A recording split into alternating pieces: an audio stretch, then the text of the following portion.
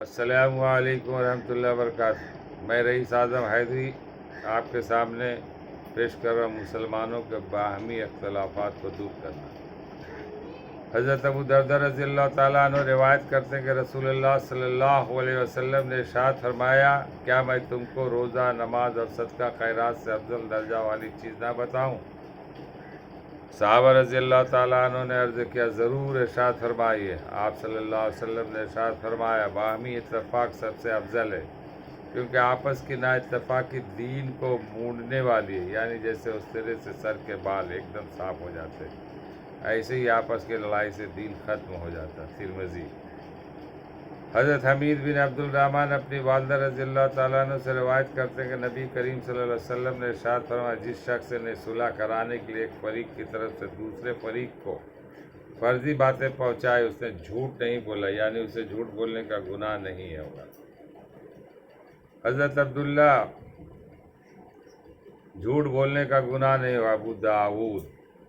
حضرت عبداللہ بن عمر رضی اللہ تعالیٰ سے روایت ہے کہ نبی کریم صلی اللہ علیہ وسلم کا ارشاد فرمایا کرتے تھے کہ قسم اس ذات عالی کی جس کے قبضہ میں میری جان ہے، آپس میں ایک دوسرے سے محبت کرنے والے دو مسلمانوں میں پھوٹ پڑنے کی وجہ اس کے علاوہ کوئی نہیں ہوتی کہ ان میں سے کسی ایک سے گناہ سرزد ہو جائے۔ اللہ تعالی ہم لوگوں کو پڑھنے اور سننے سے زیادہ عمل کرنے کی توفیق عطا فرمائے اور آپسی تعلقات کو برقرار رکھنے کی توفیق عطا فرمائے۔ ذرا ذرا سی بات میں ہم لوگ کی ناچاکی ہو جاتی ہے،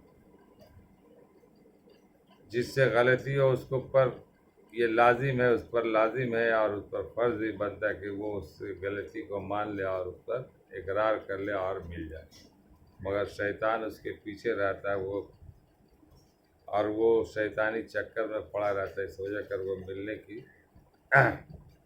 ضرورت محسوس نہیں کرتا۔ لہٰذا ہم لوگوں کو ان سب چیزوں سے بالائے طاق ہو کر آپس میں مساوات، محبت، اخلاق پیدا کر کے رکھنا چاہیے۔ یہی ہماری کامیابی ہے اور یہی حضور صلی اللہ علیہ وسلم کی حدیث بھی ہے۔ اللہ تعالی ہم لوگوں کو پڑھنے اور سننے سے زیادہ عمل کرنے کی توفیق عطا فرمائے۔ وما علینا الا البلاغ۔ اس ویڈیو کو دور دور تک پہنچائیں، یہ بھی ایک صدقہ جاریہ ہے۔ السلام علیکم ورحمۃ اللہ۔ میں رئیس اعظم حیدری، کولکتہ، انڈیا۔